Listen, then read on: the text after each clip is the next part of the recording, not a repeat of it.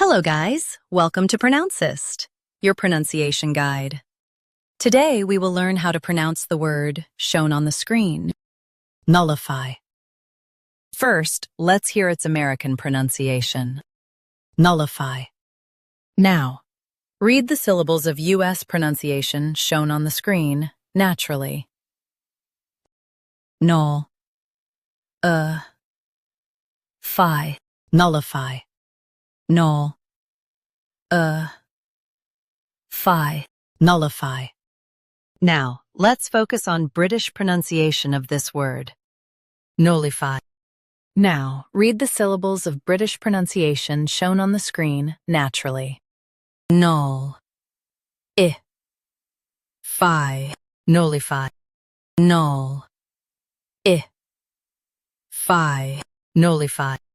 Stress null and keep uphia light. Nullify, nullify. Practice repeatedly and you'll soon be able to say this word perfectly. The best way to practice is to repeat the syllable multiple times. The meaning of the word is make void or invalid.